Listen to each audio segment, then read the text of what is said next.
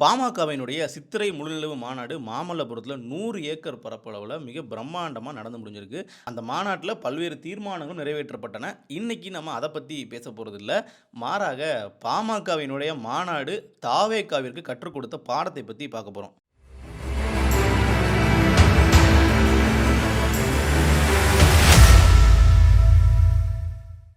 பல லட்சக்கணக்கான மக்கள் ஒரே இடத்துல கூடி இந்த மாநாடு மிகப்பெரிய அளவுல பிரம்மாண்டமா நடைபெற்று முடிஞ்சிருக்கு. ஸோ இந்த அளவிற்கு பாமகவால ஒரு கூட்டத்தை திரட்ட முடிந்தது அப்படிங்கிறதே ஒரு ஆச்சரியமான ஒரு விஷயம் தான். ஆனா இது முதல் முறை கிடையாது. இதற்கு முன்னாடி கடந்த காலங்கள்லயும் பல முறை பாமக இது போன்ற மிகப்பெரிய அளவிலான கூட்டங்களை கூட்டி, அதை தங்களுடைய பலத்தை காமிச்சிருக்காங்க அப்படிங்கிறதை நம்ம பதிவு பண்றோம். ஸோ இதில என்ன கவனிக்கணும் அப்படின்னு பார்த்தீங்கன்னா, இந்த அளவிற்கான கூட்டம் இப்ப ஆளும் தரப்பா இருக்கக்கூடிய திமுக, அதிமுகவிற்கு இந்த மாரி தன்னார்வமா கூடுமா அப்படின்னு பார்த்தீங்கன்னா கிடையாது. ஸோ திமுக, அதிமுக கூட்டங்கள் நம்மளுடைய பகுதிகளிலேயே தெருமுனை கூட்டங்கள் அதிகமா போடுவாங்க. ஸோ அந்த கூட்டங்கள்லேயே மக்கள் எப்படி அழைத்து வரப்படுகிறார்கள், மக்களா வரல, அழைத்து வரப்படுகிறார்கள் அப்படிங்கிறத நம்ம பார்த்துருப்போம். இந்த பாமக மாநாட்டினுடைய கூட்டத்தை பார்த்த உடனே எனக்கு தோணுன விஷயம் அப்படிங்கிறது, நம்ம தாவேகாவினுடைய மாநாடு அக்டோபர் 27ஆம் தேதி விக்கிரவாண்டியில வச்சு நடைபெற்றது.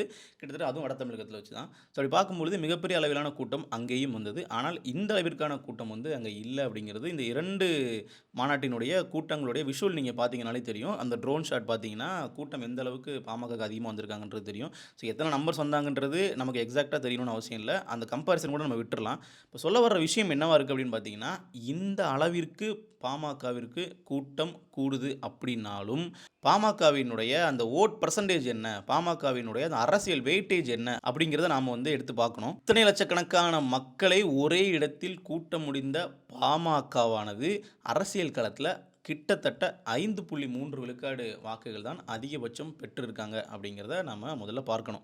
ஸோ இது என்ன கணக்கு 5.3 விழுக்காடுன்னு பார்த்தீங்கன்னா, 2016ஆம் ஆண்டு பாமக தனித்து களமாடுறாங்க. அன்புமணி ராமதாஸ் அவர்கள் முதல்வர் வேட்பாளராக களமிறங்குறாரு. அந்த தேர்தலிலேயே பாமக வாங்கிய வாக்குகள் அப்படிங்கிறது 23 லட்சம் வாக்குகள், 5.3 விழுக்காடு தான் அந்த வோட் பெர்சன்டேஜ்ங்கிறது வருது. ஸோ அப்படியே நம்ம அடுத்து வரக்கூடிய தேர்தல்களையும் பார்க்கும்பொழுது அந்த வாக்கு விழுக்காடுங்கிறது முன்ன பின்ன தான் இருக்கு. 2019 பாராளுமன்ற தேர்தலில் அவர்கள் பாஜகவோடு கூட்டணியில் இணைந்து போட்டியிட்ட போதும் இதே மாதிரி 5.36 விழுக்காடுகள் வாங்குறாங்க. அதான் 5.4 விழுக்காடுன்ற வரைக்கும் நம்ம எடுத்துக்கொள்ளலாம். ஸோ அதுக்கப்புறமா உள்ள தேர்தல்களில் வாக்குகள் குறைந்து கொண்டே தான் இருக்கு. கிட்டத்தட்ட பார்த்தீங்கன்னா 2021 தேர்தலில் 3.8 வாக்குகள், 2024 தேர்தலில் 4.3 வாக்குகள்னு சொல்லிட்டு அந்த ஏற்கனவே கடந்த முறை அவர்கள் வைத்திருந்த வாக்குகளை விட குறைவான வாக்குகள் தான் வாங்குறாங்க. அது கூட்டணியில் இருக்கிறதுனால, குறைந்த இடங்களில் போட்டியிடுறதுனால இந்த வாக்குகள் முன்ன பின்ன மாறலாம். ஸோ இப்படியான ஒரு சூழல்ல பாமகவானது இந்த மாநாட்டை நடத்தும் பொழுது, தாவேகாவினர் தெரிந்து கொள்ள வேண்டிய விஷயம் என்ன அப்படின்னு பார்த்தீங்கன்னா, இவ்வளோ கூட்டத்தை கூட்டினாலும் வரக்கூடிய ஓட்டு அப்படிங்கிறது 5 விழுக்காடு, 4 விழுக்காடு தான் இருக்கும். ஒரு அரசியல் முக்கியத்துவம், ஒரு அரசியல் கொள்கை இல்லை அப்படின்னா, குறிப்பா பார்த்தீங்கன்னா, இப்போ திமுக, அதிமுக போன்ற கட்சிகளுக்கு ஒரு அரசியல் முக்கியத்துவம் இருக்கு. இவர்கள் ஆட்சிக்கு வந்தால் இதெல்லாம் செய்வார்கள் அப்படிங்கிற ஒரு பார்வை இருக்கும். மக்கள் என்ன காரணத்துக்காக ஓட்டு போடணுங்கிற ஒரு பார்வை இருக்கும். அந்த மாதிரியான ஒரு பார்வையை தாவேகா இதுவரைக்கும் கட்சி ஆரம்பித்து 2 ஆண்டுகள்ல உருவாக்கவில்லை. வெறுமனே விஜய் அவர்கள் போகக்கூடிய இடங்கள்ல எல்லாம் அதிகப்படியா கூட்டம் தான் கூடுதே தவிர, எதற்காக அந்த கூட்டம் கூடுது? ஏன் விஜய் பின்னாடி நிக்கணும் அப்படின்றதுக்கான ஒரு சாலிடான, ஒரு உறுதியான காரணம் அப்படிங்கிறது இல்லைங்கிறது நம்ம வெளிப்படையா சொல்ல முடியும். ஸோ அந்த மாதிரி தாவேகா தொண்டர்கள் தெரிஞ்சு கொள்ள வேண்டிய விஷயம் அப்படிங்கிறது, நீங்க விஜய்க்கு கூடின கூட்டத்தை வைத்தே பார்த்தீங்கன்னா, விஜய்க்கு 20 விழுக்காடு வாக்குகள் வாங்கிருவாரு. இப்ப சமீபத்தில அந்த கருத்து கணிப்பு வீடியோ நம்ம கூட பேசியிருந்தோம். விஜய் தனித்து நின்றே 30 விழுக்காடு வாக்குகள் வாங்கிருவாரு.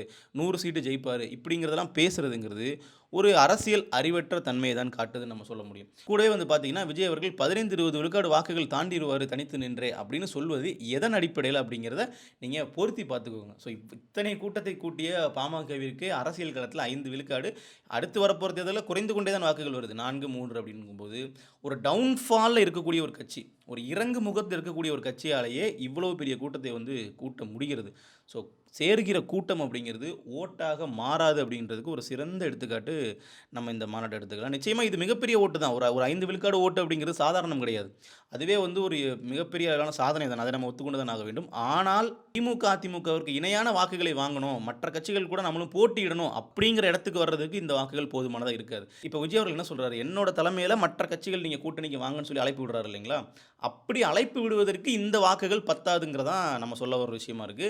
உங்ககிட்ட ஒரு 20 விழுக்காடு வாக்குகள் இருக்கு அப்படிங்கும்போது, நீங்க அந்த மாரி என் பின்னாடி நீங்க கூட்டணிக்கு வாங்கன்னு பிற கட்சிகள் அழைப்பு விடுறதுங்கிறது வேற.